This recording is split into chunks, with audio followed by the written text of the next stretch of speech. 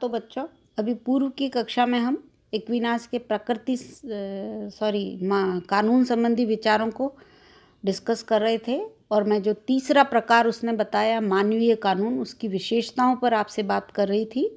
परंतु टेक्निकल खराबी की वजह से जो उसकी विशेषता हम डिस्कस कर रहे थे, मानवीय कानून का पालन सशर्त, वह बीच में ही रह गई। तो इस क्लास में मैं फिर आपसे शुरू कर रही हूँ। मानवीय कानून की जो ये आखिरी विशेषता एक्विनास ने बताई कि इनका पालन सशर्त होता है। यहाँ पर ही मैं बताना चाहूँगी बच्चों कि एक्विनास की जो ये मानवीय संबंधी कानून अवधारणा है, इसका सबसे प्रमुख लक्षण या तत्व ही यह है कि मानवीय कानूनों का पालन अशर्त नहीं होता। अशर्त नहीं होता मतलब सशर्त होता है। क्या मतलब है इसका बच्चों?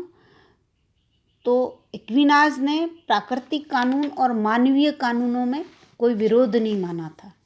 दोनों में कोई असंगति नहीं मानी थी, कोई प्रतिकूलता नहीं मानी थी।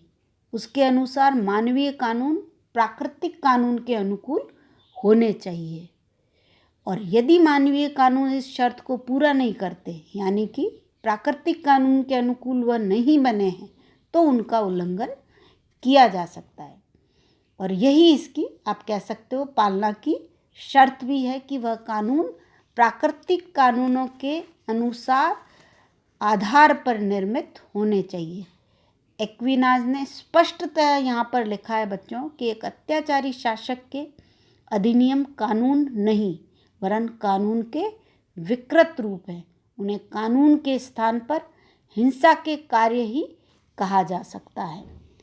इस प्रकार से बच्चों, उपरोक्त विशेषताएं एक्विनास के मानवीय कानूनों की हमने पढ़ी। यहाँ पर हम देखें कि उसके द्वारा जो मानवीय कानून का विवेचन किया गया है, वह अंत में इस बात का भी प्रतिपादन करता है कि यह कानून जिन पर भी लागू किए जाएं, यानी मानवीय कानून जिन पर भी लागू होते हैं, उन्हें इससे अवगत कराया जाना चाहिए, जिससे कि वह इनका पालन भली भांति कर सके। इस प्रकार से अरस्तु के एक्विनास ने मानवीय कानूनों का विश्लेषण विवेचन किया। अब हम आते हैं उसके जो चौथा प्रकार बताया है बच्चों उसने कानूनों का, उस पर आते हैं। चौथा प्रकार जो वह कहता है कानून का, वह है बच्चों देवीय कानून। अरस्तु ने पहला बताया था बच्चों शाश्वत कानून, दूसरा प्राकृतिक, तीसरा मानवीय। फिर मानवीय कानून की उसने कुछ विशेषताएं भी बताई, उसको भी हमने डिस्कस किया, उसको भी पढ़ा।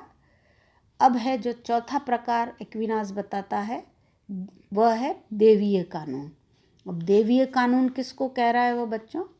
यहाँ पर भी मैं कहूँगी कि जैसा ही आपको शब्द से ही लग रहा है, यानी इन कानूनों में बाइबल के पुराने और नए धर्म नियमों में प्रतिपादित की गई देवीय वाणियाँ या ईश्वरीय व्यवस्थाएं आती हैं।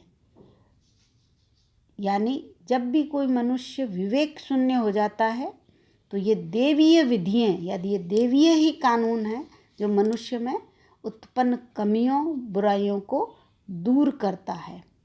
इनके कारण ही मनुष्य एक अच्छी व्यवस्था में जीने में सफल हो पाता है। साथ ही इनका पालन जैसे अन्य कानूनों का होता है, उसी तरह से आवश्यक भी है। संसार के बंधनों में पड़ा हुआ मनुष्य केवल इन कानूनों के पालन से ही एक्विनास का मानना था कि शक्ति प्राप्त कर सकता है।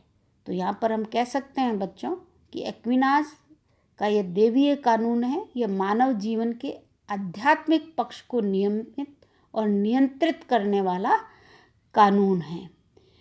देवीय कानून और प्राकृतिक कानून में उसने यह अंतर स्पष्ट किया है कि देवीय कानून सबके लिए नहीं होते हैं। जो धर्म मानते हैं वह ही इन कानूनों की उपयोगिता और यथार्थता जान पाते हैं, इनका मर्म जान पाते हैं। परंतु प्राकृतिक कानून कुछ विशेष मनुष्यों के लिए न होकर सब पर लागू होते हैं। यानी आपका प्रश्न भी आता है परीक्षा में कि देवीय कानून और प्राकृतिक कानून के बीच में अंतर करिए, तो आप लिख सकते हो बच्चों कि देवीय कानून सबके लिए न होकर धर्म को मानने वाले, धर्म की उपयोगिता और यथार्थता को मानने वालों पर लागू होता है, जबकि प्राकृतिक कानून कुछ विशेष मनुष्यों के लिए न होकर सबके लिए समान रूप से होते हैं और वो समान रूप से सब पर लागू भी होते हैं।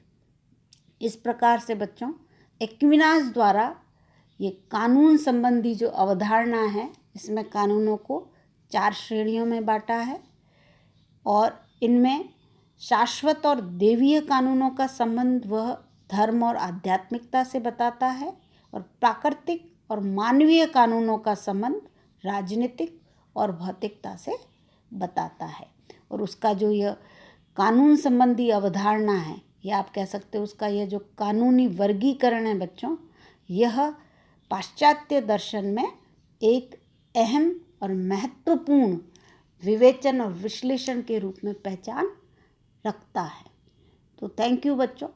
अब अपनी अगली कक्षा में हम एक्विनास पर ही इसकी किसी अन्य अवधारणा पर चर्चा करेंगे।